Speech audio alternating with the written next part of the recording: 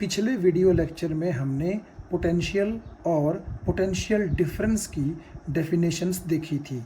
आज हम ये कोशिश करेंगे देखने की कि पोटेंशियल डिफरेंस किस तरह से चार्जेस या कह लीजिए कि इलेक्ट्रॉन्स की हेल्प करता है कंडक्टर के अंदर फ्लो करने में। मैंने आपको बताया था ना कि बगैर पोटेंशियल डिफरेंस चार्जेस फ्लो नहीं कर सकते। तो आज हम वही देखेंगे कि चार्जेस की हेल्प किस तरह करता है पोटेंशियल डिफरेंस। और जब मैं चार्जेस बोलता हूं तो मेरा मतलब है इलेक्ट्रॉन्स के फ्लो से। तो उस चीज़ को शुरू करने से पहले देखिए, ये जो आपके सामने पेज नंबर 15 पर मैंने जो दो डायग्राम्स बनाए हैं, ये बेहद आसान डायग्राम्स हैं जो आपकी समझ को थोड़ा सा और एनहांस करेंगे।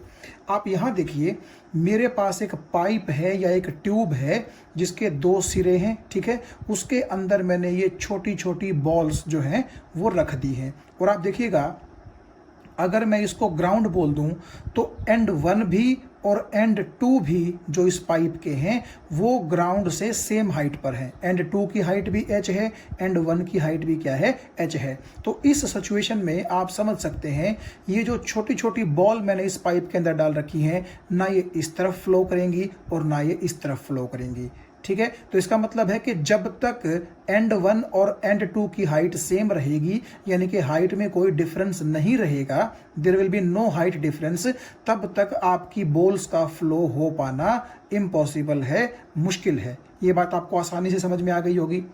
अब उसी पाइप को या ट्यूब को मैंने क्या किया, थोड़ा सा इस सिचुएशन में देखिए, एंड 1 को मैंने थोड़ा सा ज़्यादा हाइट पर रख दिया और एंड 2 आपका इसके मुकाबले थोड़ा सा कम हाइट पर है। यानी कि अगर मैं बोल दूं कि h1 is the height of and 1 and h2 is the height of end 2, then you can see h1 is greater than h2। मतलब कि आपने इसको थोड़ा सा ऊपर उठा दिया।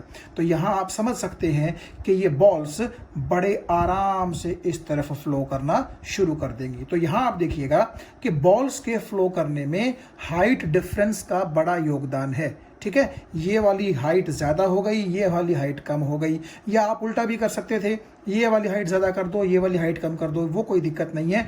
बस हमें सिर्फ समझना ये है कि हाइट डिफरेंस जब तक नहीं था बॉल्स फ्लो नहीं कर रहे थे, लेकिन जैसे ही हाइट में डिफरेंस हुआ बॉल्स फ्लो करने शुरू कर गए, ठीक है। और एक और चीज आप यहां देख सकते हैं, जितना ज्यादा दोनों एंड्स की हाइट में डिफरेंस होगा उतना ज्यादा तेजी से ये बॉल्स कहां आएंगे, नीचे आएंगे। पिछले पेज पर जो आपने छोटी छोटी बॉल्स पाइप के अंदर देखी, सपोज कर लीजिए कि उसी तरह से कंडक्टर के अंदर छोटे छोटे कौन होते हैं, इलेक्ट्रॉन्स होते हैं। और देखिए, जिस तरह से पिछले पेज पर आपने ये देखा कि हाइट का क्या योगदान है बॉल्स को फ्लो करवाने में, सेम योगदान पोटेंशियल डिफरेंस का होता है इलेक्ट्रॉन्स को कंडक्टर के अंदर फ्लो करवाने में। यानी कि अगर आप इस डायग्राम में देखें, यहाँ पर मैंने एक कंडक्टर ड्रॉ किया है जिसके अंदर सिर्फ मैंने इलेक्ट्रॉन्स दिखा रखे हैं। ये उसका एंड 1 है और ये एंड 2 है। ना एंड 1 पर और ना एंड 2 पर कोई पोटेंशियल डिफरेंस आप देखिएगा नहीं है, नो पोटेंशियल डिफरेंस। तो इसका मतलब आप बिल्कुल उस सिचुएशन से लगा सकते हैं जब पाइप में बॉल्स रखे हुए थे और कोई भी हाइट डिफरेंस नहीं था। दोनों जो एंड्स थे पाइप के वो जमीन से सेम हाइट पर थे। तो सिमिलरली जैसे वहां बॉल्स फ्लो नहीं करते थे पाइप के अंदर, यहां पर अगर एंड 1 और एंड 2 के बीच में कोई पोटेंशियल डिफरेंस नहीं है तो ये इलेक्ट्रॉन्स ना इस तरफ फ्लो करेंगे ना इस तरफ फ्लो करेंगे। और पिछले कई वीडियोस में मैं आपको बता चुका हूं कि एग्जैक्ट मीनिंग तो मैं आपको टाइम आने पर बताऊंगा, लेकिन जो मैं यहां प्लस माइनस लगाता था वही आपका पोटेंशियल डिफरेंस होता था, ठीक है।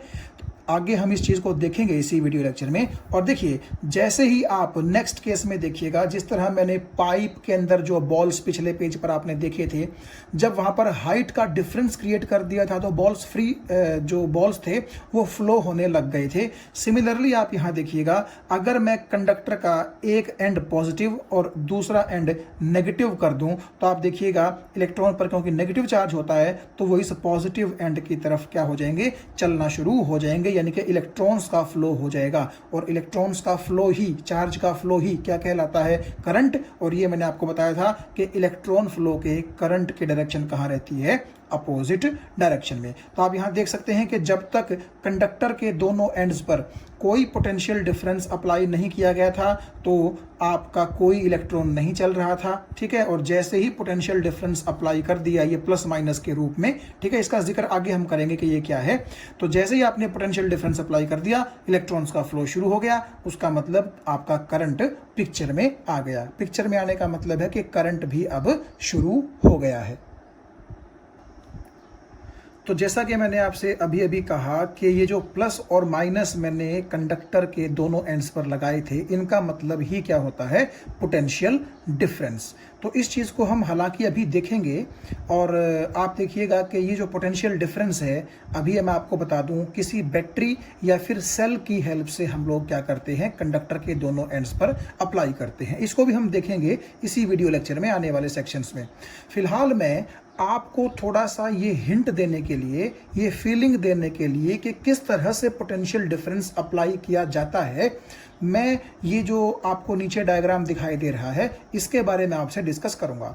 हो सकता है कि ये कोई प्रॉपर तरीका ना हो पोटेंशियल डिफरेंस अप्लाई करने का, ठीक है, लेकिन मुझे उम्मीद है कि इस चीज़ का यूज़ करके, इस कॉन्सेप्ट का यूज़ करके मैं आपको समझा पाऊंगा कि किस तरह से पोटेंशियल डिफरेंस अप्लाई किया जाता है या किस तरह से पोटेंशियल डिफरेंस कंडक्टर के अंदर चार्जेस को फ्लो करने में हेल्प करता है। तो देखिए, ये जो डायग्राम आप देख रहे हैं इसके बारे में ज़्यादा जिक्र मैं नहीं करूंगा, क्योंकि आप देखिए पिछली वीडियो में मैं आपको बड़े अच्छे से बता चुका हूं कि पॉइंट ओ पर ये क्यू चार्ज रखा था और एक क्यू नॉट चार्ज इन्फिनिटी पर होता था जिसे हम ए, बी और सी पर लेकर के आते थे। और अगर आप पिछला वीडियो आपने नहीं देखा है तो उसको ध्यान से अगर आप देखेंगे तो आपको पता चल जाएगा कि पॉइंट ए का पोटेंशियल 0 वोल्ट था, बी का पोटेंशियल 6 वोल्ट था, सी का पोटेंशियल 12 वोल्ट था। यानी कि जैसे जैसे इस चार्ज को आप क्यू के पास लाएंगे पोटेंशियल बढ़ता रहेगा और जैसे जैसे इस क्यू नोट को आप इस क्यू से दूर लेके जाएंगे पोटेंशियल घटता रहेगा। ये सारा जो डिस्कशन है ये हम पिछले वीडियो लेक्चर में कर चुके हैं। तो देखिए, आप ऐसा मान के चल लीजिए कि ये वही दोनों पॉइंट्स हैं जिनका मैंने जिक्र पिछले वीडियो लेक्चर में किया था। ये पॉइंट बी है और ये पॉइंट सी है।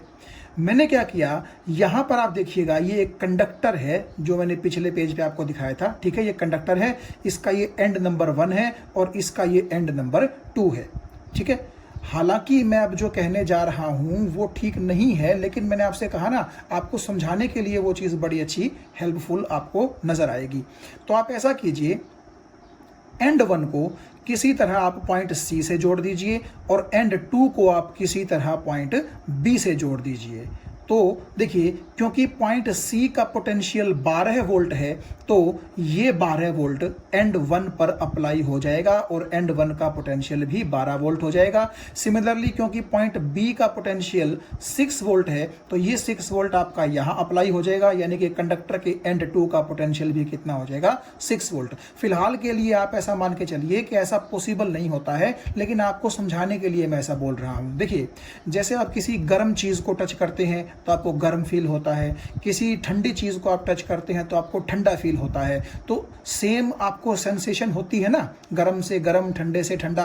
तो आप यही मान के चल लीजिए कि जैसे मैंने इस एंड 1 को सी से टच करवाया तो इसका पोटेंशियल 12 था, तो एग्जैक्टली इसका पोटेंशियल भी कितना हो गया, 12 हो गया। मतलब कि ये मान के चल लीजिए कि अगर सी पॉइंट गर्म था तो एंड 1 भी उसके टच में आके क्या हो गया, गर्म हो गया। तो जैसे टच में आने पर सेम फील होता है, तो उसी तरह की फीलिंग आप अपने मन में लेके आइए। तो सिमिलरली जैसे आप ये मान लीजिए कि एंड 2 जो था वो मैंने पॉइंट बी पर टच कर दिया और बी पॉइंट अगर ठंडा होगा तो एंड 2 भी क्या हो जाएगा, ठंडा हो जाएगा। ऐसा आप अपने समझने के लिए बोल सकते हैं। तो क्योंकि टच वाली बात यहां पर है, तो क्योंकि पॉइंट बी का पोटेंशियल 6 वोल्ट था तो टच के बाद आपका ये जो एंड 2 है कंडक्टर का, इसका पोटेंशियल भी कितना हो गया, 6 वोल्ट हो गया। तो कुल मिलाकर के ये जो कंडक्टर है इसके दोनों एंड्स के बीच में शुरू में तो कोई पोटेंशियल डिफरेंस नहीं था, लेकिन आपने इस एंड को सी से और इस एंड को बी से टच करवा करके दोनों एंड्स के बीच में अब क्या क्रिएट कर दिया, एक पोटेंशियल डिफरेंस क्रिएट कर दिया। देखिए, ये एंड 12 वोल्ट पर, ये एंड 6 वोल्ट पर। तो अगर आपसे कोई पूछे कि इन दोनों एंड्स के बीच पोटेंशियल डिफरेंस कितना हुआ, तो नेचुरली 12 में से 6 आप घटा देंगे तो आपके पास पोटेंशियल डिफरेंस कितना बचेगा, 6 वोल्ट। और मैंने आपको वो पिछले जो डायग्राम में प्लस माइनस बताया था ना, अब मैं उस प्लस माइनस का मतलब आपको बताने जा रहा हूं। देखिए, आप नेचुरली दोनों एंड्स के बीच में पोटेंशियल डिफरेंस तो 6 वोल्ट बोल रहे हैं, लेकिन अगर आपसे कोई पूछे कि कौन सा टर्मिनल दोनों में से ज़्यादा पोटेंशियल पर है, यानी कि हाई पोटेंशियल पर है, और कौन सा लो पोटेंशियल पर है, तो नेचुरली 6 वोल्ट हम स्मॉलर पोटेंशियल यानी कि लो पोटेंशियल बोल सकते हैं, और 12 वोल्ट हम हाइयर पोटेंशियल यानी कि ज़्यादा पोटेंशियल बोल सकते हैं। तो आप यहाँ ऐसा समझिए कि हम क्या करेंगे, अपने समझने के लिए स्मॉलर चीज़ों को नेगेटिव साइन से शो कर देंगे और हाइयर चीज़ों को हम लोग किससे शो कर देंगे, प्लस साइन से शो कर देंगे। तो नेचुरली क्योंकि 6 वोल्ट 12 वोल्ट को देखते हुए क्या है, कम है मैग्नीट्यूड में, वैल्यू में, तो आप रिप्रेजेंटेशन के लिए यहां क्या लगा सकते हैं, एक नेगेटिव साइन लगा सकते हैं, बिकॉज 6 वोल्ट का मैग्नीट्यूड 12 वोल्ट से कम है, तो मैं कम चीजों के लिए माइनस बोल रहा हूं, ठीक है। लेकिन 12 है, आप देखिए 6 से ज्यादा है, तो इस 12 को नोटेशन के रूप में आप कैसे लिख सकते हैं, प्लस, ठीक है। तो प्लस माइनस का ये फंडा होता है, यानी कि माइनस का मतलब लो पोटेंशियल टर्मिनल होता है और प्लस का मतलब क्या होता है, हाई पोटेंशियल टर्मिनल। तो एक बार फिर से आप देखिएगा कि इस कंडक्टर के दोनों एंड्स के बीच में 6 वोल्ट का पोटेंशियल डिफरेंस है, और हाइयर पोटेंशियल वाले एंड को आपने पॉजिटिव और लोअर यानी कि स्मॉलर पोटेंशियल वाले एंड को आपने नेगेटिव बोल दिया। आप ऐसा भी सोच सकते हैं कि आपने ऐसा जो किया है कि दोनों एंड्स के बीच में आपने ये 6 वोल्ट का पोटेंशियल डिफरेंस दिखाया है। आप यहां पर भी सोच सकते हैं कि ये आपके पास एक 6 वोल्ट का सेल है। देखिए, सेल का मतलब क्या है, जो आप ये घड़ी में सेल यूज़ करते हैं, रिमोट में जो सेल यूज़ करते हैं, वो तो आपने देखे ही होंगे, तो मैं उन्हीं का जिक्र कर रहा हूँ, ठीक है। उस तरह के सेल ही हैं ये, लेकिन जैसे हमारे घरों में जो सेल होता है जनरली, जो रिमोट में डलता है टीवी के, और जो हमारा घड़ी में डलता है, तो वो 1.5 वोल्ट के सेल होते हैं, 1.5 वोल्ट के, ठीक है। मैं भी आपको वो सेल दिखाऊंगा, लेकिन सपोज कीजिए कि ये सेल 6 वोल्ट का है, ठीक है। तो आपने क्या किया, 6 वोल्ट के सेल से एक वायर निकाल करके एंड 1 को दे दी, और इसी सेल के दूसरे टर्मिनल से एक वायर निकाल करके कहाँ दे दी, दूसरे एंड को दे दी। ये बात आपको समझ में आ रही है, ठीक है। अगर ये चीज़ आपको समझ में नहीं आ रही है, तो मैं आपके सामने देखिए ये एक सेल जो है रख देता हूँ, ठीक है। ये वही सेल है जो आप देखते हैं। अगर आप इस सेल को थोड़ा सा ध्यान से देखें, यहाँ देखिएगा आप, यहाँ आपको क्या लिखा हुआ दिखाई दे रहा है, प्लस, और यहाँ आपको क्या लिखा हुआ दिखाई दे रहा है, माइनस। तो इसका सीधा सीधा मतलब क्या होता है कि इस सेल का प्लस वाला टर्मिनल यानी कि ये वाला टर्मिनल कहाँ है, हाई वोल्टेज पर है, ठीक है। अपर पोटेंशियल है इसमें, हायर पोटेंशियल। देखिए ये प्लस है, आपको नजर आ रहा होगा, ठीक है। और ये देखिए इस तरफ, और ये जो नेगेटिव आप देख रहे हैं यहाँ पर, ये नेगेटिव, इसकी साइड ये बेस होता है सेल का, बिल्कुल इस तरह का आप देखिएगा, ठीक है। तो ये आपका नेगेटिव क्यों लिखा गया है, क्योंकि यहाँ पर आपका ये जो टर्मिनल है, ठीक है, अगर आप इसको बोल दें this is first terminal and this is second terminal, तो फर्स्ट टर्मिनल आपका पॉजिटिव है यानी कि हाई पोटेंशियल पर है, और सेकेंड टर्मिनल आपका नेगेटिव है यानी कि लो पोटेंशियल पर है, ठीक है। अगर मैं इस सेल की आपको वोल्टेज पढ़वाने की कोशिश करूं, थोड़ा सा आप यहां अगर ध्यान से देखें, ये देखिएगा, आपको नजर आ गया होगा, यहां पर लिखा हुआ है 1.5 वोल्ट, देखिएगा, ध्यान से नजर आ गया होगा आपको, ठीक है। 1.5 वोल्ट, यानी कि ये जो सेल है मेरे पास, ये 1.5 वोल्ट का है, 1.5 वोल्ट का सेल है। और इसका मतलब क्या होता है मैं आपको बता दूं, 1.5 वोल्ट का मतलब, जब हम बोलते हैं कि सेल 1.5 वोल्ट का है, इसका सीधा सीधा मतलब होता है कि सेल के इस टर्मिनल और सेल के इस टर्मिनल में 1.5 वोल्ट का पोटेंशियल डिफरेंस है। 1.5 का मतलब 1.5 वोल्ट का, यानी अगर मैं कह दूं कि इस टर्मिनल का पोटेंशियल 0 वोल्ट है, सपोज कीजिए मैंने कहा कि इस टर्मिनल का पोटेंशियल कितना है, 0 वोल्ट, ठीक है। तो इसका पोटेंशियल कितना होगा फिर, 1.5 वोल्ट होगा।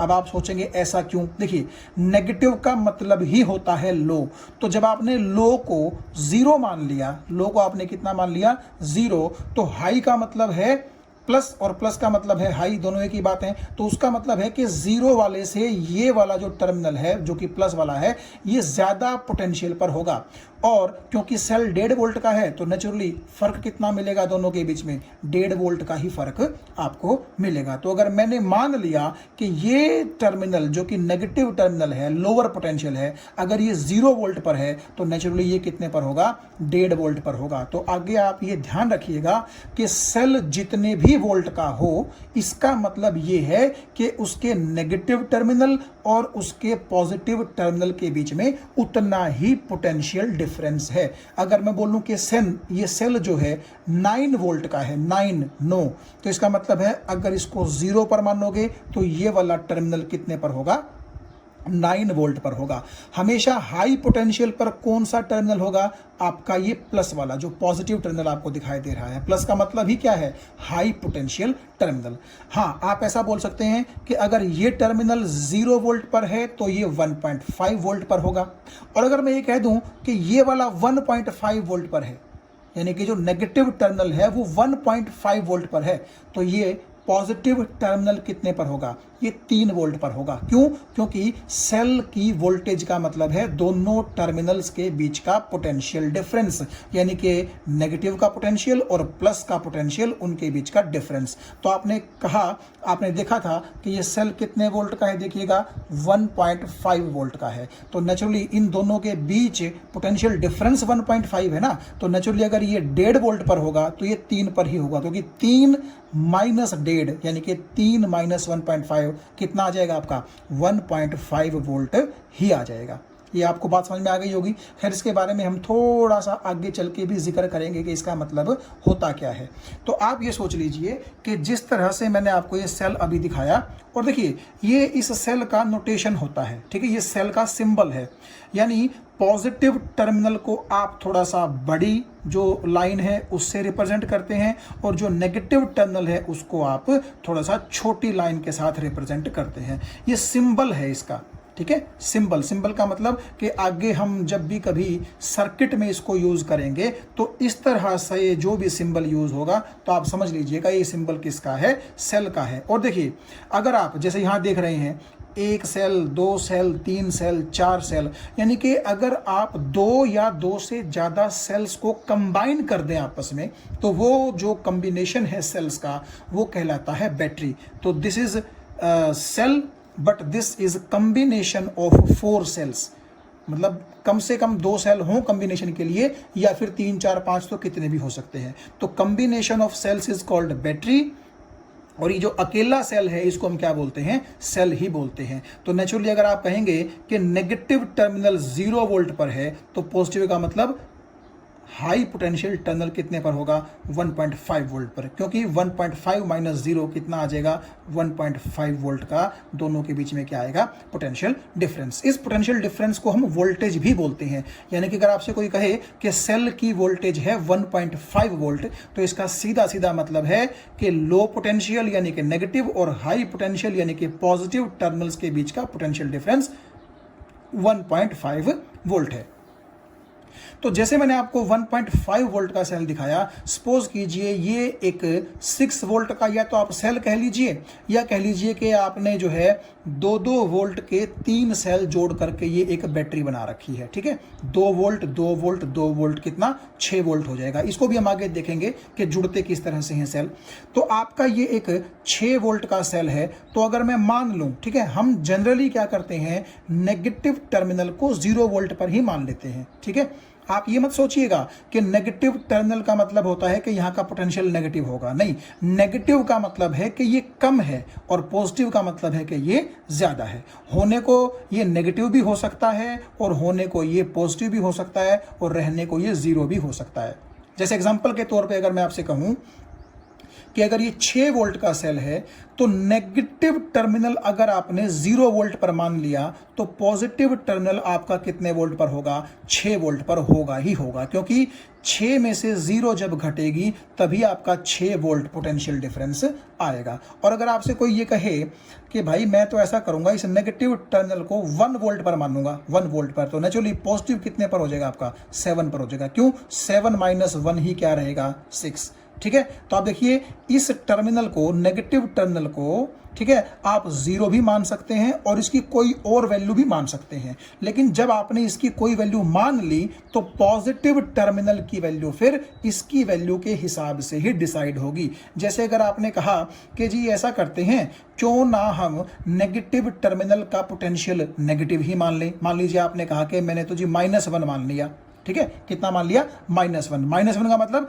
इस नेगेटिव टर्मिनल का ये क्या है, पोटेंशियल है। तो आप मुझे बताइए पॉजिटिव टर्मिनल का पोटेंशियल कितना होगा। आप समझ गए होंगे कि इन दोनों का डिफरेंस कितना आना चाहिए, 6 आना चाहिए। तो नेचुरली आपका जो पॉजिटिव टर्मिनल होगा वो 5 वोल्ट पर होगा। क्यों? क्योंकि 5 में से आप घटाएंगे कितना, -1। मैंने आपसे कहा ना कि दोनों टर्मिनल्स का डिफरेंस ही पोटेंशियल डिफरेंस या फिर वोल्टेज कहलाता है।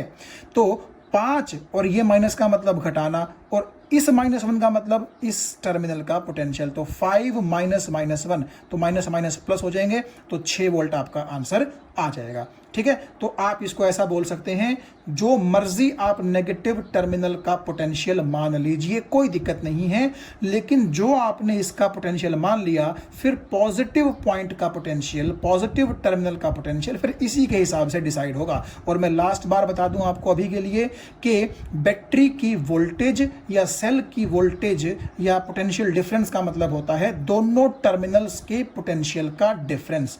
तो अगर आपने 6 वोल्ट का सेल ये लिया है, तो अगर आपने इसको 0 पर मान लिया तो ये 6 पर ही होगा। और क्योंकि 6 बड़ा है इसीलिए ये पॉजिटिव, और क्योंकि 0 छोटी है इसीलिए ये नेगेटिव। तो जैसे ही आपने ये सेल इस कंडक्टर के दोनों टर्मिनल्स के बीच में अप्लाई किया, तो कंडक्टर के अंदर कौन होता है, इलेक्ट्रॉन। और इलेक्ट्रॉन विदाउट पोटेंशियल डिफरेंस तो नहीं चलेंगे, लेकिन क्योंकि आपने पोटेंशियल डिफरेंस अप्लाई कर दिया है, तो क्या होगा, इलेक्ट्रॉन्स यूं फ्लो करना शुरू कर देंगे। और इलेक्ट्रॉन जिस तरफ फ्लो करेंगे, करंट उनसे कहां डायरेक्शन में फ्लो करेगा, उल्टी डायरेक्शन में। तो आप यहां भी देखिएगा कि आप बेसिकली इस तरह भी सोच सकते हैं कि 6 वोल्ट को, यानी कि बड़े को हमने पॉजिटिव क्यों कहा, ताकि आपको ये चीज आसानी से समझ में आ जाए कि इलेक्ट्रॉन पर नेगेटिव चार्ज होता है और नेगेटिव को पॉजिटिव टर्मिनल ही क्या करता है, अट्रैक्ट करता है। तो आपको मोशन इलेक्ट्रॉन की आसानी से समझ में आ जाए, आप फील कर सकें उस चीज को, इसीलिए हम लो पोटेंशियल को नेगेटिव और हाई पोटेंशियल को पॉजिटिव बोल देते हैं।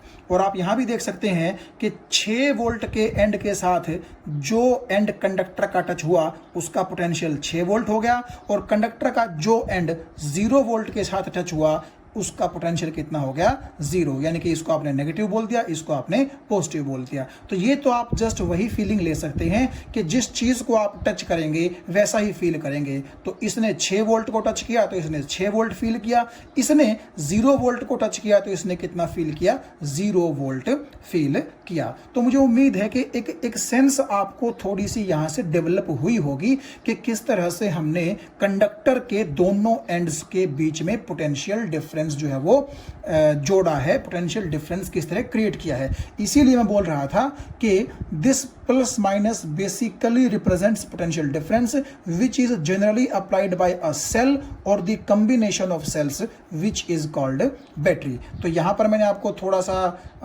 टेक्निकली बता दिया है कि किस तरह दोनों टर्मिनल्स के बीच में पोटेंशियल डिफरेंस आप एक सेल या बैटरी जोड़ करके लगा सकते हैं, पोटेंशियल डिफरेंस अप्लाई कर सकते हैं। और यहां पर मैंने आपको जस्ट पिछले लेक्चर का यूज करके सिर्फ बता दिया था कि मान लीजिए सी को यहां जोड़ दें, बी को यहां जोड़ दें, तो इन दोनों कंडक्टर्स के बीच भी 6 वोल्ट का पोटेंशियल डिफरेंस पैदा हो गया है। और इस 6 वोल्ट को मैंने बेसिकली क्या मान लिया, 6 वोल्ट का एक सेल मान लिया। तो यहां वाली सिचुएशन और यहां वाली सिचुएशन में दोनों जगह हमने क्या किया है, पोटेंशियल डिफरेंस को अप्लाई करने का ही काम किया है। तो यहाँ आप देखिए मैंने आपको जो चीज़ें पिछले पेज पर बताई हैं, लगभग उन्हीं चीज़ों का जिक्र यहाँ मैंने लिख के किया है।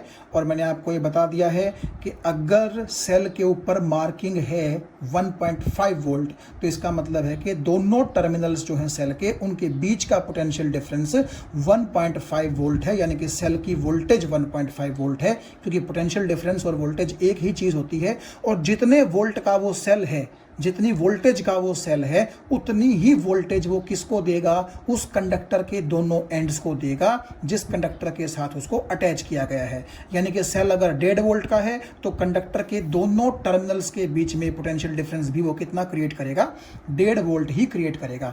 अब मैं आपको ये बताता हूं कि 1.5 वोल्ट का मतलब है क्या। देखिए ये वही सेल है, आप देख सकते हैं, ठीक है, ये इसका पॉजिटिव टर्मिनल है और ये इसका क्या है, नेगेटिव टर्मिनल है। और सपोज कीजिए ये सेल कितना है, 1.5 वोल्ट का। तो पिछले वीडियो लेक्चर में जैसे कि मैंने आपको बताया था कि पोटेंशियल या फिर पोटेंशियल डिफरेंस किसके बराबर होता है, वर्क बटे चार्ज के बराबर होता है, ठीक है, आपको मैंने पिछले लेक्चर में बता दिया था। तो आप यहां देखिए 1.5 वोल्ट को क्या मैं ऐसे लिख लूं, 1.5 जूल डिवाइड बाय 1 कूलम। क्यों, क्योंकि जूल पर कूलम को ही हम क्या बोलते हैं, वोल्ट बोलते हैं। पोटेंशियल या फिर पोटेंशियल डिफरेंस की ये एसआई यूनिट है। और 1.5 बाय 1 क्या हो गया, 1.5। इसका मतलब है 1.5 वोल्ट को आप 1.5 जूल डिवाइड बाय 1 कूलम लिख सकते हैं। तो इसका मतलब आप ऐसे सोचिए, जैसे पिछले वीडियो लेक्चर में हम क्या कर रहे थे, इन्फिनिटी से चार्ज उठा रहे थे और इलेक्ट्रिक फील्ड के अंदर किसी एक पर्टिकुलर पॉइंट तक अगेंस्ट द रिपल्सिव फोर्सेस हम उन चार्जेस को उठा करके ले आ रहे थे और जिसके लिए हमें क्या करना पड़ रहा था, कुछ ना कुछ वर्क करना पड़ रहा था। तो आप यहां देखिए, सपोज कीजिए, मान लीजिए, मैं सिर्फ आपको समझाने के लिए बात बोल रहा हूं कि सेल के अंदर मैंने एक पॉजिटिव चार्ज जो है वो सेल के नेगेटिव टर्मिनल से पॉजिटिव टर्मिनल तक लेकर के जाना है, ठीक है। नेगेटिव का मतलब आप समझ गए, लो पोटेंशियल टर्मिनल, पॉजिटिव का मतलब आप समझ गए, हाई पोटेंशियल टर्मिनल। और क्योंकि ये सेल 1.5 वोल्ट का है तो अगर यहां मैं 0 वोल्ट मानूं तो यहां पर पोटेंशियल कितना हो जाएगा, 1.5, क्योंकि 1.5 माइनस 0 ही 1.5 वोल्ट यानी कि सेल की वोल्टेज होगा। तो अब आप देखिएगा, मान लीजिए ये पॉजिटिव चार्ज मैं उठा करके इस तरफ लेकर के जाना चाह रहा हूं, तो क्या होगा, अगर ये चार्ज 1 कूलम का है तो मुझे इस 1 कूलम के चार्ज को यहां से लेकर के और यहां तक उठाकर लेकर जाने में 1.5 जूल का काम करना पड़ेगा। क्यों करना पड़ेगा, देखिए ये वाला टर्मिनल पॉजिटिव है और चार्ज भी कैसा है, पॉजिटिव। तो जैसे ही मैं इस पॉजिटिव चार्ज को इस तरफ लेकर के जाऊंगा तो ये पॉजिटिव क्या करेगा, पीछे की तरफ रिपेल करने की कोशिश करेगा। और अगर मुझे रिपल्शन से लड़ना है, यानी कि इस पॉजिटिव चार्ज को इस तरफ लेकर के ही आना है सफलता से, तो मुझे इस पॉजिटिव चार्ज के द्वारा लगाए गए रिपल्सिव फोर्स के अगेंस्ट मशक्कत करनी पड़ेगी, लड़ना पड़ेगा, अपनी एनर्जी खर्च करनी पड़ेगी, यानी कि वर्क करना पड़ेगा। तो 1.5 वोल्ट के सेल का मतलब ये है कि अगर आप 1 कूलम का चार्ज यहां से लेकर के यहां तक ट्रांसफर करना चाहते हैं विद इन द सेल, तो आपको 1.5 जूल का काम करना पड़ेगा। यहां पर लिखा भी है, potential difference of 1.5 volt means 1.5 joule work has to be done if we bring 1 coulomb charge from lower potential यानी कि negative to the higher potential inside the cell, ठीक है। तो जो पोटेंशियल डिफरेंस है 1.5 वोल्ट का, आप उसको वोल्टेज भी बोल सकते हैं 1.5 वोल्ट की। तो मुझे उम्मीद है ये चीज़ आपको समझ में आ गई होगी, ठीक है। और बेसिकली होता ये है कि आप ये देखिएगा कि जितने ही वोल्ट का सेल होगा, मान लीजिए आपने कहा कि 9 वोल्ट का सेल है, 9 वोल्ट का, तो उस वक्त आप यहाँ 9 जूल बटा 1 कूलम लिखेंगे। यानी कि आपको बात तो करनी है पर कूलम, और ऊपर जो चीज़ आ जाएगी वो क्या आएगी कि उसके लिए आपको कितना वर्क करना पड़ेगा, उतनी ही उस सेल की वोल्टेज यानी कि उस सेल के दोनों टर्मिनल्स के बीच का पोटेंशियल डिफरेंस होगा। तो एक बार फिर से देखिएगा, 1.5 volt cell simply means if you want to carry 1 coulomb charge from the negative point to the positive point of the cell, then you have to do 1.5 joule work for 1 coulomb charge in transferring that charge from negative point to positive point. तो यहाँ इस page पर आप देखिए, थोड़ा सा और अच्छी तरह से मैं वो डायग्राम जो है अब इलेक्ट्रॉन्स और चार्जेस की हेल्प से जो है एक्सप्लेन करने की कोशिश आपको करता हूँ। ये एक कंडक्टर है, आप देख सकते हैं, ये उस कंडक्टर का पहला एंड है, ये उस कंडक्टर का दूसरा एंड है, और कंडक्टर के अंदर आप देखिए ढेर सारे इलेक्ट्रॉन्स मैंने आपको दिखा रखे हैं।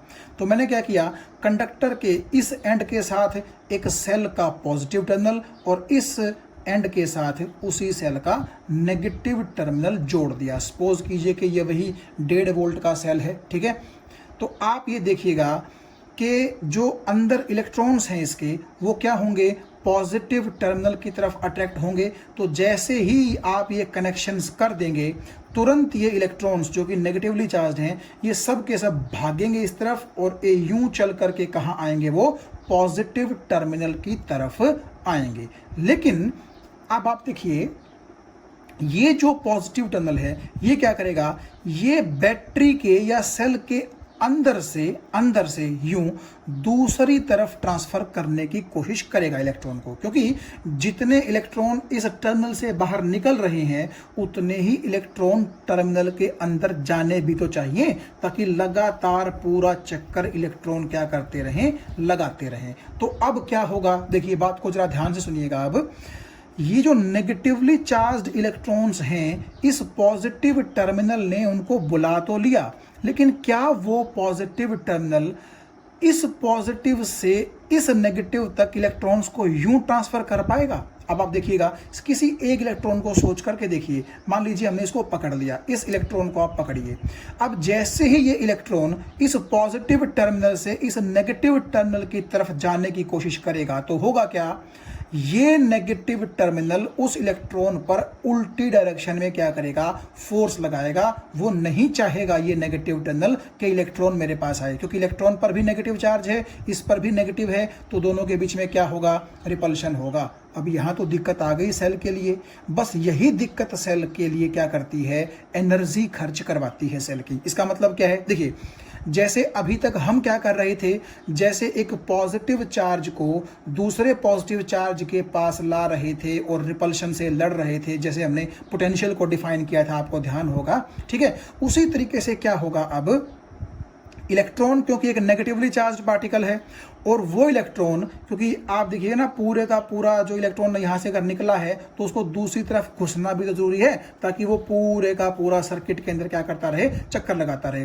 तो जैसे ही इलेक्ट्रॉन ये चल के इस पॉजिटिव के पास आएगा और जैसे ही ये पॉजिटिव अपने से जुदा करके उस इलेक्ट्रॉन को नेगेटिव की तरफ भेजेगा, तो जैसे जैसे वो इलेक्ट्रॉन नेगेटिव के पास आता रहेगा ये नेगेटिव उस इलेक्ट्रॉन को रिपेल करके वापस पीछे की तरफ भेजने की कोशिश करेगा।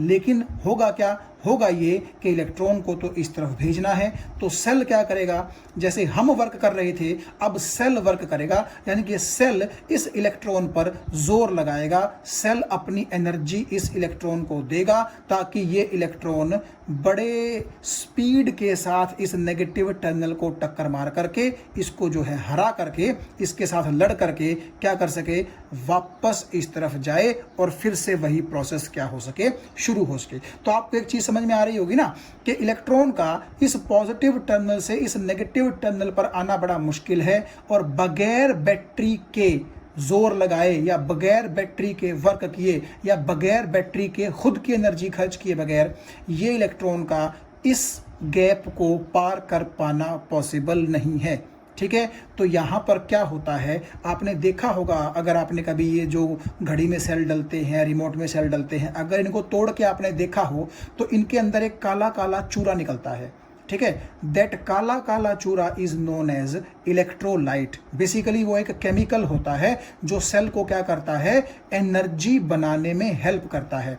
तो सेल के पास बेसिकली कौन सी एनर्जी होती है, केमिकल एनर्जी होती है, और वही केमिकल एनर्जी आपके इलेक्ट्रॉन को मिलती है और इलेक्ट्रॉन सेल के अंदर से पास करके वापस यूं यहां पहुंचता है और फिर पूरा चक्कर इसी तरीके से लगाता रहता है। तो आप एक चीज देखिएगा, अगर ये सेल हर एक इलेक्ट्रॉन को अपने अंदर से पास करवाने में एनर्जी खर्च करता रहे तो नेचुरली इसके पास एनर्जी कम होती रहेगी ना, बिल्कुल ऐसा ही होता है। लेकिन जो इसके अंदर केमिकल होता है वो केमिकल किसी केमिकल रिएक्शन के थ्रू लगातार वो एनर्जी बनाता रहता है और लगातार इलेक्ट्रॉन्स जो है वो चक्कर काटते रहते हैं। और जब आप देखिएगा एक टाइम के बाद सेल डेड हो जाता है, हम बोलते हैं कि ये सेल अब काम नहीं कर रहा, तो इसका साफ साफ मतलब ये होता है कि अब सेल ने इलेक्ट्रॉन को वो केमिकल एनर्जी प्रोवाइड करवानी बंद कर दी है। अब वो केमिकल एनर्जी उसके अंदर पैदा हो ही नहीं रही जिसका यूज करके आपका इलेक्ट्रॉन इस पॉजिटिव टर्मिनल से नेगेटिव टर्मिनल की तरफ क्या करता था, जाता था। ठीक है। तो उस वक्त हमें एक नया सेल खरीदने की क्या होती है, ज़रूरत पड़ती है। तो आपको, मुझे उम्मीद है ये चीज़ समझ में आ गई होगी कि कैसे एक सेल जो है वो करंट को फ्लो करवाता है, यानी कि चार्जेस को फ्लो करवाता है, ठीक है। जैसे ही आपने सेल लगाया तो ये पॉजिटिव है तो यहाँ पॉजिटिव हो गया, ये नेगेटिव है तो यहाँ नेगेटिव हो गया, तो कुल मिलाकर के इलेक्ट्रॉन जो पॉजिटिव की तरफ चले, यूं आए, ठीक है। तो पॉजिटिव से नेगेटिव की तरफ जब उनको भेजना है तो उस प्रोसेस में सेल को क्या करना पड़ेगा, अपने अंदर की केमिकल एनर्जी का यूज करना पड़ेगा, ठीक है। तो सेल को वर्क करना पड़ेगा। इसी तरह से आपका इलेक्ट्रॉन जो है यूं चक्कर काटता रहेगा और इलेक्ट्रॉन्स को चक्कर कटवाने में ही सेल की एनर्जी क्या होती रहेगी, खर्च होती रहेगी। अगर आप यहां सोचिए कोई सेल यहां पर ना हो तो क्या होगा, अगर कोई सेल यहां पर नहीं होगा तो इलेक्ट्रॉन्स को कोई चीज ना खींच सकेगी ना यहां पर वापस भेज सकेगी। तो इसका मतलब है अगर सेल नहीं होगा तो इलेक्ट्रॉन्स फ्लो नहीं करेंगे और करंट भी आपका नहीं होगा। तो एक टाइम के बाद मैंने आपको बताया सेल क्यों डेड हो जाता है, क्योंकि वो ज्यादा केमिकल एनर्जी बननी उसके अंदर अब बंद हो जाती है, धीरे धीरे वो केमिकल एनर्जी कम बनती है और इसीलिए इलेक्ट्रॉन को वो इस गैप के थ्रू, यानी कि सेल अपने अंदर से इलेक्ट्रॉन को जो है पास नहीं करवा पाता और उसके चलने में एक ब्रेक आ जाता है। ये उसी तरीके से है कि जैसे इलेक्ट्रॉन यूं चलते आए और यहाँ अगर एनर्जी खत्म हो गई तो आप ये सोचिए कि इस पॉइंट और इस पॉइंट के बीच में कोई पुल है ही नहीं। तो जब पुल नहीं है तो इलेक्ट्रॉन कैसे क्रॉस करेगा, इलेक्ट्रॉन क्रॉस नहीं कर पाएगा। तो बेसिकली एक पुल का काम करती है सेल की केमिकल एनर्जी इलेक्ट्रॉन को एक तरफ से दूसरे तरफ भेजने के लिए। और अगर मैं आपको अब एक बार फिर से 1.5 वोल्ट के सेल का मतलब बताऊं तो आप जरा ध्यान से देखिएगा। देखिए यहां पर आपको बहुत सारे इलेक्ट्रॉन्स नजर आ रहे हैं ना, ठीक है। आप मान लीजिए कि ये इलेक्ट्रॉन्स हैं 6 गुना 10 की पावर 18 इलेक्ट्रॉन्स। इतने ही क्यों माने, क्योंकि आपको पता है इतने इलेक्ट्रॉन्स मिलकर ही कितना चार्ज बनाते हैं, 1 कूलम्ब चार्ज बनाते हैं। तो देखिए जैसे ही ये सभी इलेक्ट्रॉन्स इस तरफ चलना शुरू हो गए पॉजिटिव टर्मिनल के अट्रैक्शन की वजह से, तो नेचुरली सभी इलेक्ट्रॉन्स आपके इस पॉजिटिव से कहां पास करना चाहेंगे, इस नेगेटिव तक पास करना चाहेंगे। और सभी इलेक्ट्रॉन्स पर नेगेटिव चार्ज है तो ये नेगेटिव टर्मिनल उनको आने नहीं देगा।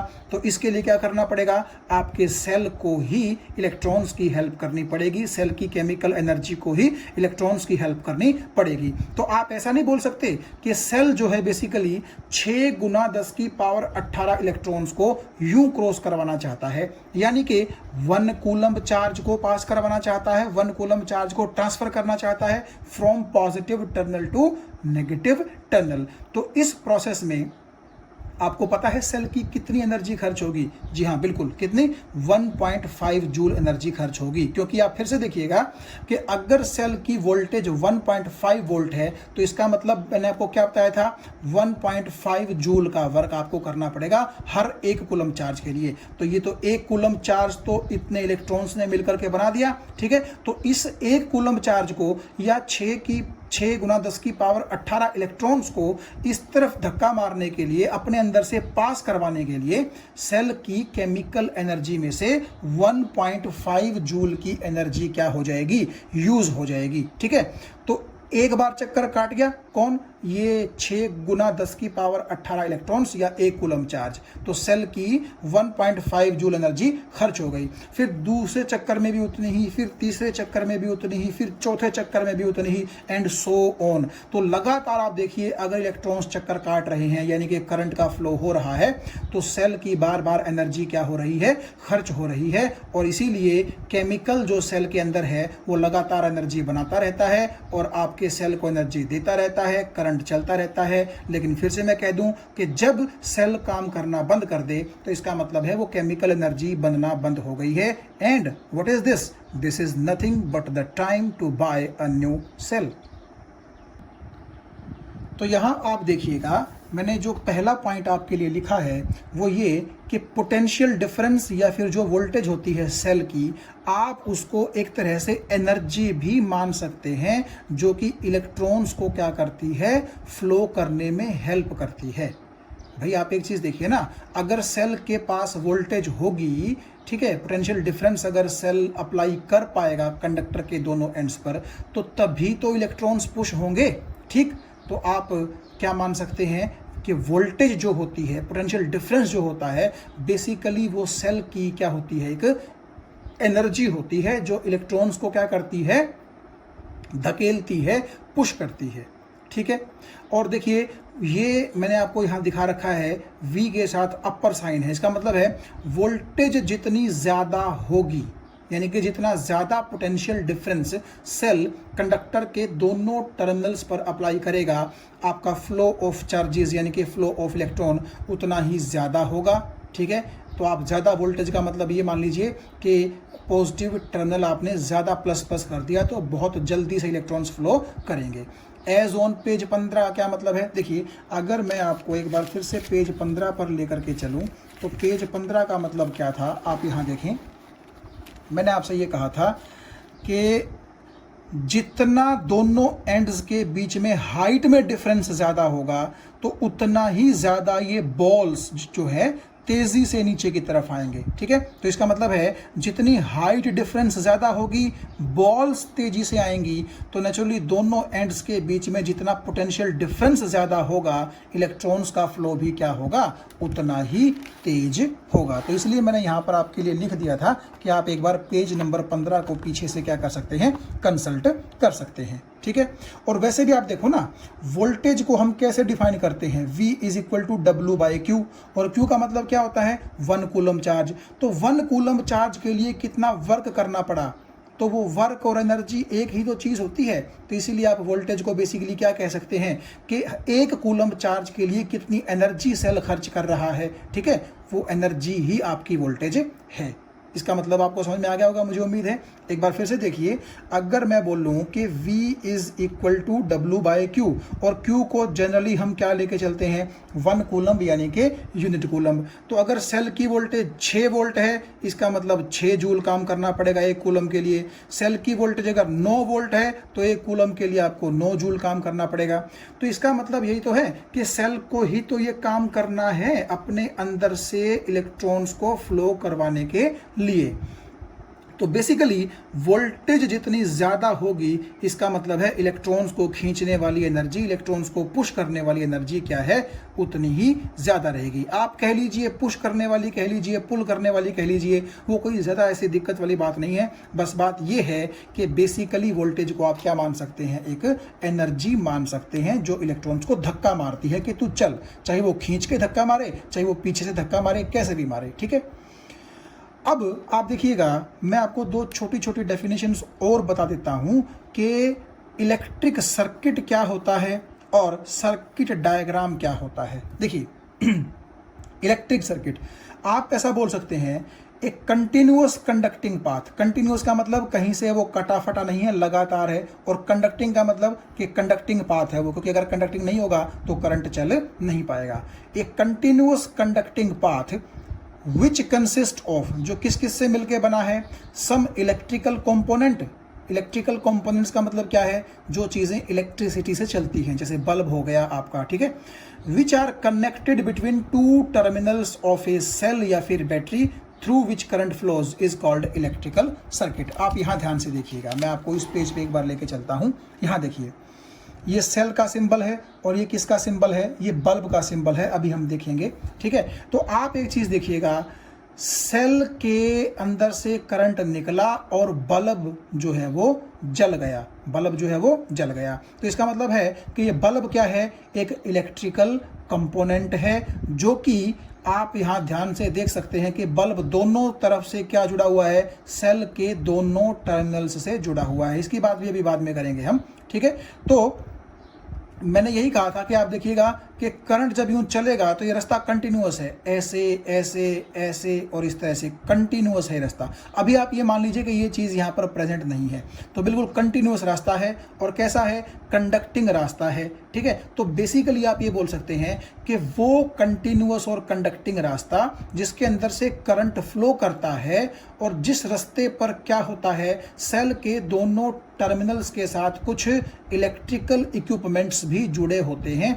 उसको आप क्या बोल सकते हैं, इलेक्ट्रिकल सर्किट बोल सकते हैं। ठीक है, और जब भी आप क्या करते हैं, ये अरेंजमेंट दिखाते हैं कि कौन सा इलेक्ट्रिकल कंपोनेंट सर्किट में जुड़ा हुआ है और उनके सिंबल्स के तौर पर आप दिखाते हैं तो उस डायग्राम को हम बोलते हैं क्या, सर्किट डायग्राम। ये कोई इतने इंपॉर्टेंट डेफिनेशंस नहीं है, जस्ट हम इनको फ्रीक्वेंटली यूज करेंगे इसीलिए मैं आपको बता रहा हूं, ठीक है। अब आप देखिएगा, जैसे ये बल्ब हमने दिखा नहीं रखा है, ये बल्ब का क्या है, सिंपली एक सिंबल है, ठीक है, और ये क्या है, सेल का सिंबल है। तो हमने दिखाया कि आपके इस सर्किट के अंदर बल्ब सेल के साथ क्या है, जुड़ा हुआ है, लेकिन आप देखिएगा सेल का भी यहां पर सिंबल आया है और बल्ब का भी क्या है, सिंबल।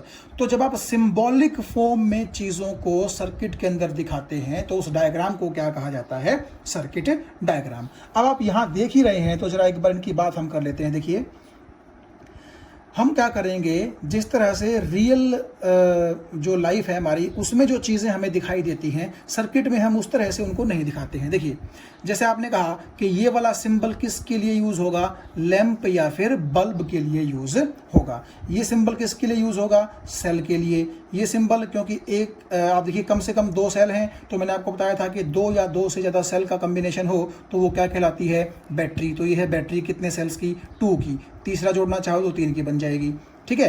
अब ये क्या चीज़ है, देखिए ये मैं आपको पहले बता चुका हूँ, एम मीटर है, ये मैं आपको बता चुका हूँ वोल्ट मीटर है, और सिंपल इस तरह का क्या मतलब है, ये वायर, यानी कि जैसे पॉजिटिव टर्मिनल से वायर निकल करके कहाँ जुड़ी हुई है, बल्ब तक जुड़ी हुई है, ठीक है।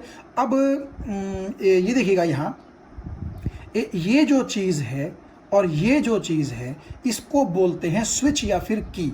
इसका क्या मतलब है, देखिए अगर ये दोनों लाइंस आपस में टच में नहीं है तो इसको बोला जाएगा कि की ओपन है। यानी कि इसी तरीके से आप यहाँ देखिएगा, एक वायर इस गोल से सिंबल के साथ, एक वायर इस गोल से सिंबल के साथ, ठीक है। तो यहाँ भी आप देखिएगा इस वायर का इस वायर के साथ कोई कनेक्शन नहीं है, बीच में आपको गैप दिखाई दे रहा है ना, इसलिए ओपन बोला जाएगा इसको। ओपन का मतलब खुला, बंद नहीं है अभी ये, ठीक है।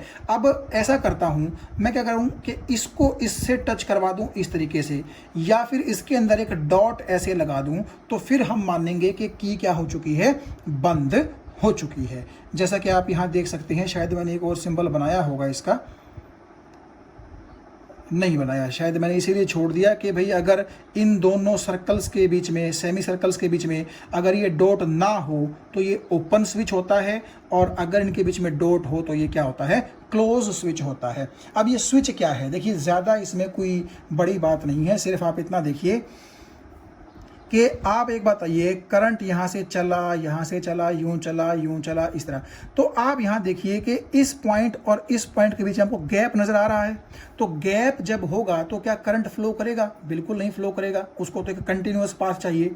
तो इसका मतलब है कि ये चीज़ जो है वो की है। की का मतलब अभी इसके अंदर डॉट नहीं है तो वो ओपन है। ओपन का मतलब करंट अभी फ्लो नहीं कर रहा है, यानी कि इस वक्त ये आई की डायरेक्शन इस तरफ दिखाना गलत है। हाँ, अगर मैं इसको इस तरह ऐसे कर दूं, इसके बीच में डॉट लगा दूं, तो इसका सिंपल मतलब ये होगा कि इन दोनों के बीच में ऐसे कनेक्शन हो गया है और आपका करंट यूं चलता हुआ इस तरह से क्या कर रहा है, सर्कुलेट हो रहा है।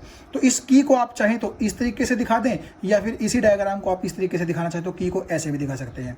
तो पहले की ओपन थी तो यहां पर भी की ओपन है, और जैसे ही वही बात है, की अगर ओपन है तो आप यहां करंट नहीं दिखा सकते, लेकिन जैसे ही की बंद हो जाएगी तो आपका करंट सर्किट में चक्कर काटना शुरू कर देगा। तो आप ये कह सकते हैं कि जब पूरा सर्किट बंद होगा, क्लोज होगा, की भी क्लोज होगी, तभी करंट फ्लो करेगा, अदरवाइज करंट फ्लो नहीं करेगा। ओपन सर्किट में यानी कि ओपन की में कभी भी करंट फ्लो नहीं करता है।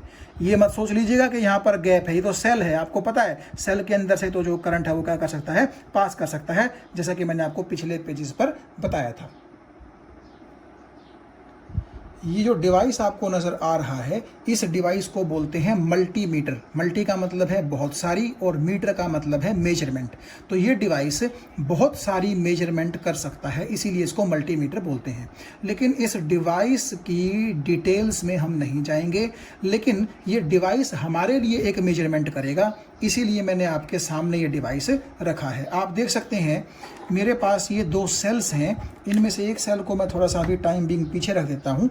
ये देखिएगा, ये सेल आपको पता है 1.5 वोल्ट का है, मैंने आपको पहले भी ये दिखाया था। अगर मैं इसकी थोड़ी सी आपको एक बार फिर से वोल्टेज दिखा सकूं, 1.5 वोल्ट का ये सेल है। ये देखिए आपको नज़र आई होगी 1.5 वोल्ट। ठीक है, इसका मतलब है कि इसके नेगेटिव टर्मिनल, ठीक है, आप यहाँ देखिएगा, इसके नेगेटिव टर्मिनल और इसके पॉजिटिव टर्मिनल के बीच में कितना पोटेंशियल डिफरेंस है, 1.5 वोल्ट का पोटेंशियल डिफरेंस है। अब हमें कैसे पता चलेगा, देखिए आपको जो ये ब्लैक वायर दिखाई दे रही है, ये वही है ब्लैक वायर, थोड़ी सी टूटी हुई है ये, और ये जो रेड वायर आपको दिखाई दे रही है ये यहाँ जुड़ी हुई है। ठीक है, तो इन दोनों वायर्स की हेल्प से मैं सेल की जो वोल्टेज है वो मेजर कर सकता हूँ। देखिए मैंने क्या किया, ये जो रेड है इसको मैं इसके पॉजिटिव टर्मिनल से जोड़ता हूँ। ठीक है, इस तरीके से मैं जोड़ देता हूँ, 1 मिनट देखिएगा आप, रेड को मैंने यहाँ जोड़ दिया इसके पॉजिटिव टर्मिनल से, और ब्लैक को मैं यहाँ जोड़ देते हूँ इसके नेगेटिव टर्मिनल से। आप देखिएगा उधर मल्टीमीटर में आप रीडिंग देखिए कितनी आई, 1.4748 इस तरह से आ रही है, 1.47 पे जाकर के ये स्टॉप हो गया है। तो इसका मतलब ये हुआ कि 1.47 वोल्ट इस सेल की वोल्टेज है। 1.5 एग्जैक्ट इसलिए नहीं है क्योंकि थोड़ा सा ये सेल यूज़ हो चुका है। तो आपको समझ में आ गई ये चीज़ कि इस सेल की वोल्टेज हमने किस तरह से मेजर की है इस मल्टीमीटर से। आप एक बार फिर देखिएगा, ये जो रेड होता है ये हमें जोड़ना होता है पॉजिटिव के साथ, ठीक है, इस तरीके से, और जो ब्लैक होता है वो जोड़ना होता है नेगेटिव के साथ। तो नेचुरली आपके पास ये रीडिंग आ जाती है। कई बार ये रीडिंग फ्लक्चुएट करती रहती है, 1.48, 1.47 इस तरह से। तो फिलहाल ये कांस्टेंट है तो मैं 1.47 वोल्ट ही इसकी वोल्टेज मान लेता हूँ। तो ये नीला सेल है, आप देखिएगा, इसको मैं एक तरफ रख देता हूँ। अब मैं रेड सेल की जो वोल्टेज है वो मेजर करने की कोशिश करता हूँ। वही काम फिर से, इसके इस पॉजिटिव टर्मिनल के साथ, कहीं साइन है इस पे, आप देखिएगा साइन हो सकता है, चलिए आगे पीछे हो, लेकिन आपको पता है यही पॉजिटिव टर्मिनल है। तो यहाँ मैंने इसको रेड से पॉजिटिव को जोड़ दिया और ब्लैक से मैंने जोड़ दिया इस नेगेटिव को। आप देखिएगा अभी तक कोई रीडिंग नहीं आई है क्योंकि मैंने जोड़ा नहीं है, तो ये जोड़ दिया मैंने। कितनी है जी, 1.45, 1.446 भी आ रही है, 45 भी आ रही है, चलिए आप कितना भी मान लें, चलो 1.46 ले लेते हैं, ये फ्लक्चुएट तो करता रहता है। ठीक है, तो आपको दोनों सेल्स की जो वोल्टेज है वो पता लग गई। तो आपके सामने ये पेज पर मैंने ब्लू सेल की और रेड सेल की वोल्टेजेस यानी कि पोटेंशियल डिफरेंस लिख दिए हैं। ब्लू सेल की वोल्टेज कितनी थी, हमने मल्टीमीटर से देखा 1.47 वोल्ट, और रेड सेल की वोल्टेज कितनी थी 1.46 वोल्ट। जब आप इन दोनों को जोड़ेंगे तो देखिए 7 और 6 13, 3 ऊपर 1, 4 और 4 8 और 1 9 और ये 2, तो 2.93 वोल्ट दोनों की क्या आ गई, टोटल वोल्टेज आ गई। ठीक है, अब ये टोटल वोल्टेज की बात मैं क्यों कर रहा हूं आपको अभी समझ में आ जाएगा। तो ये आप देखिए मैंने वही ये दोनों सेल लिए हैं, ठीक है, ये वही आपका रेड और ब्लू सेल हैं दोनों। मैं इनको कुछ इस तरीके से जोड़ता हूं, देखिएगा, ये है ब्लू सेल का पॉजिटिव और ये है ब्लू सेल का नेगेटिव। सिमिलरली ये है रेड सेल का पॉजिटिव और ये है रेड सेल का नेगेटिव। इनको मैं यूं जोड़ता हूं इस तरीके से, इस तरह, यानी कि आप बोल सकते हैं कि ब्लू के नेगेटिव के साथ मैंने रेड का कौन सा जोड़ा है, पॉजिटिव, इस तरीके से। ठीक है, और अब मान लीजिए कि दोनों को जोड़ करके मैंने इस तरह आपको दिखा दिया, तो ये एक नया सेल बन गया। यानी कि आपको तो सिर्फ ऐसा ही लगेगा ना कि ये नए सेल का क्या है, पॉजिटिव, और ये नए सेल का क्या है, नेगेटिव। इन दोनों पॉजिटिव नेगेटिव को मैंने मिला करके क्या कर दिया, सपोज करो एक बना दिया, तो आपको कुछ न्यू नजर आएगा, नया सेल। ठीक है, इस नए सेल की वोल्टेज कितनी होगी, तो यहाँ आप देखिए मैंने क्या किया है, इस नीले सेल के नेगेटिव टर्मिनल के साथ रेड सेल का जो पॉजिटिव टर्मिनल है वो जोड़ दिया है। ठीक है, मैंने इनको टेप से जोड़ दिया है, और आप देखिएगा, आप देख पा रहे हैं ये नीले सेल का ऊपर आपको क्या दिखाई दे रहा है, पॉजिटिव टर्मिनल, और ये नीचे क्या है, रेड सेल का नेगेटिव टर्मिनल। तो जब आप इस तरह से दोनों सेल्स को जोड़ देते हैं तो बेसिकली आप ये कंसीडर कर लीजिए कि आपके पास ये एक सेल बन गया जिसका ये वाला तो पॉजिटिव है और ये वाला कैसा है, नेगेटिव। तो इस सेल की वोल्टेज हम देखने की कोशिश करते हैं कितनी होगी, जो कि हमने दो सेलों से जोड़ करके बनाया है। तो ये मल्टीमीटर मैं कुछ इस तरीके से यहाँ रख देता हूँ ताकि आपको नज़र आती रहे। ये देखिएगा रेड टर्मिनल मैंने यहाँ जोड़ दिया और जो ब्लैक टर्मिनल है वो मैंने यहाँ नेगेटिव के साथ जोड़ दिया। एक मिनट, थोड़ा सा, हाँ, तो यहाँ देखिए आपको मल्टीमीटर के अंदर रीडिंग साफ नज़र आ रही होगी। ये मैंने थोड़ा सा प्रेशर देके अच्छी तरह से जो वायर्स हैं उनको सेल के दोनों टर्मिनल्स पर टच करवा रखा है ताकि कोई गुंजाइश ना रहे ढीलेपन की। ठीक है, तो आप ये देख पा रहे हैं कि मल्टीमीटर के अंदर जो रीडिंग आई है वो कितनी आई है, वो आई है 2.93।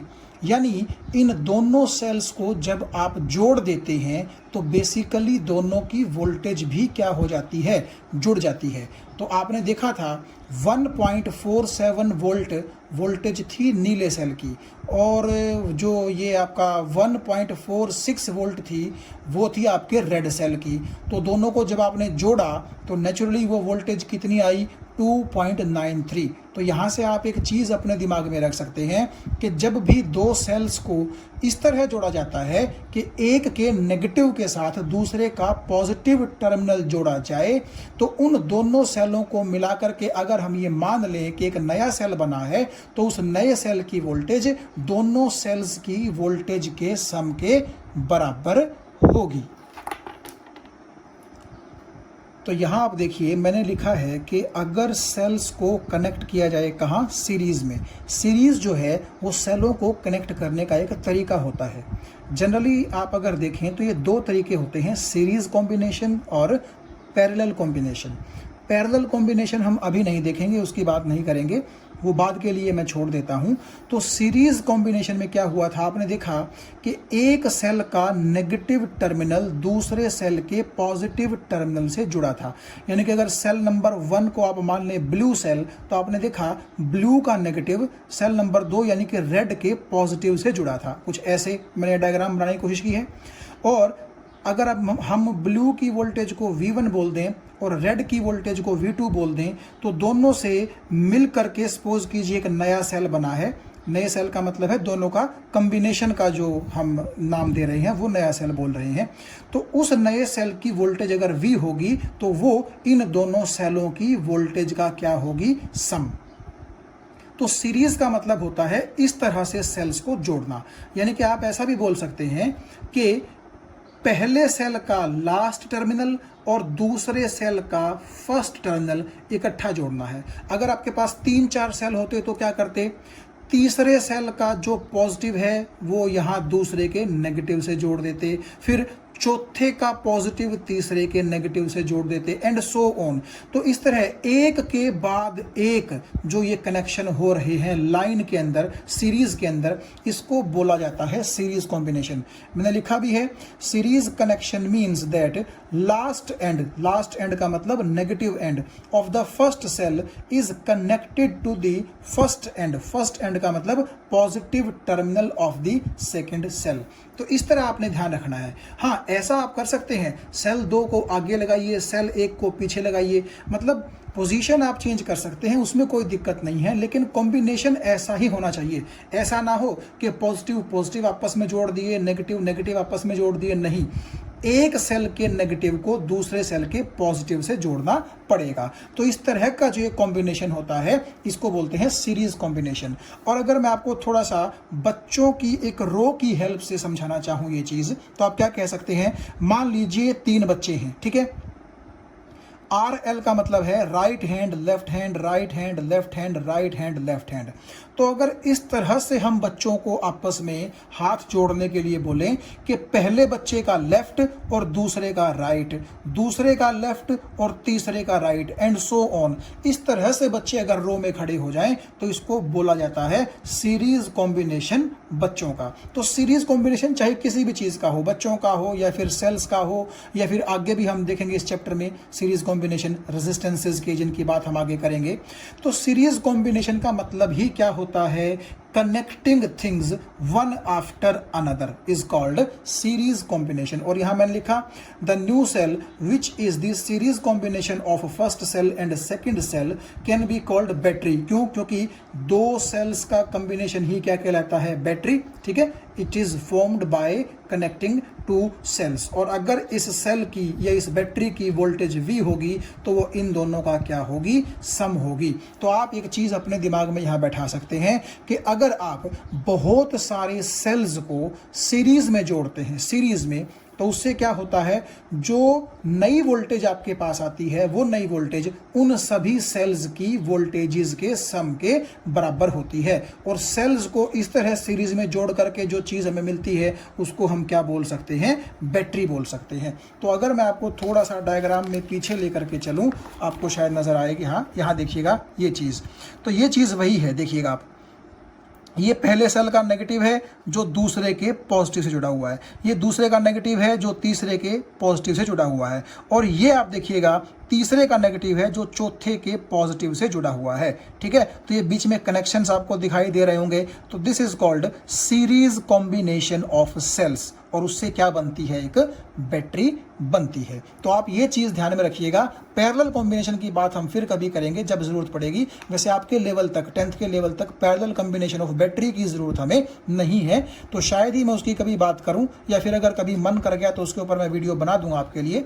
लेकिन फिलहाल आप एक चीज़ ध्यान से यहाँ पर सुनिएगा, जिस चीज़ के लिए मैंने आपको सीरीज कॉम्बिनेशन बताया है, कि जब सेल्स को सीरीज कॉम्बिनेशन में जोड़ा जाता है तो जो नई वोल्टेज बनती है, नेट वोल्टेज बनती है, टोटल वोल्टेज बनती है, वो क्या होती है, वो सभी सेल्स की टोटल वोल्टेज के सम के बराबर होती है।